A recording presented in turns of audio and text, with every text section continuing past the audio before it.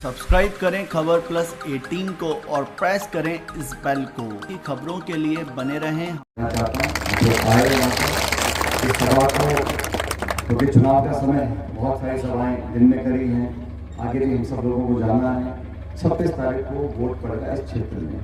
आज बाकी राजस्थान की 12 सीटों पर वोट पड़े हैं, वोट का काम चल रहा है। 26 तारीख को मतदान करना है।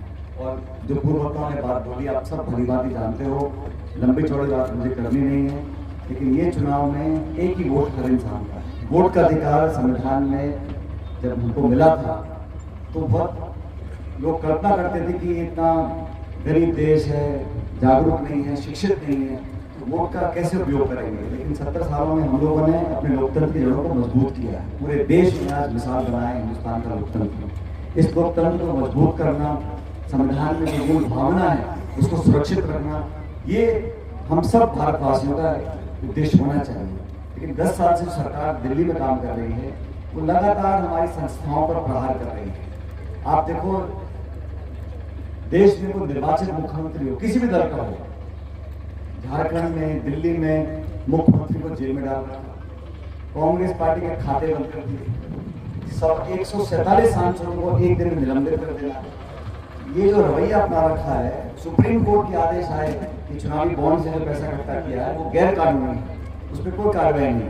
कांग्रेस जो प्रमुख विपक्षी दल है उसके खाते बंद कर दो, नेताओं की आवाज को दबा दो, सांसदों को निलंबित कर दो, मुख्यमंत्री को जेल में डाल दो। ये जो क्रम हो रहा है ये देश के लिए बहुत स्वस्थ परंपराएं स्थापित नहीं हो रही है।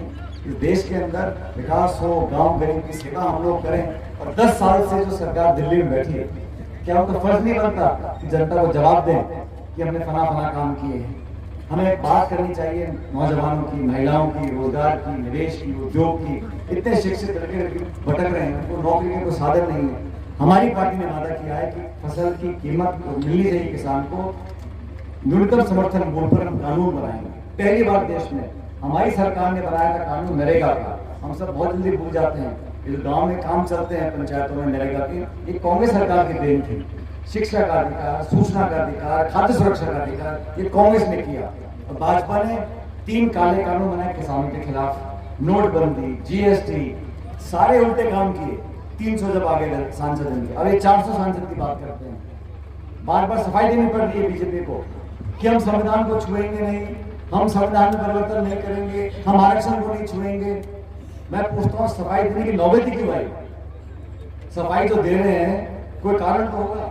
इसलिए जो शोषित वर्ग है, गरीब है, पिछड़ा है, दलित है, आदिवासी है, नौजवान है, महिला, उन सब लोगों को मुख्य धारा में लाने का काम सरकार को करना चाहिए। इस सरकार ने 10 सालों में सारे हवाई अड्डे, रेलवे की लाइन, खाने, बिजली घर, ये सब औने पौने दाम में चंद लोगों को दे दिए। फिर कहते हैं दुनिया की 3री सबसे बड़ी अर्थव्यवस्था हम लोग बन जाएंगे।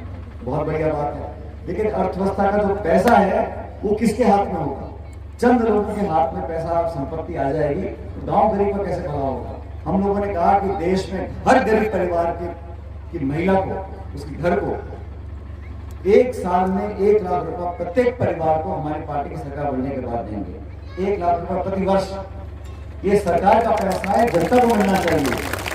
इसलिए हम लोगों ने नौजवानों के लिए, महिलाओं के लिए बहुत सी बातें अपने मैनिफेस्टो में करी है। Please subscribe Khabar Plus 18 for latest news and updates.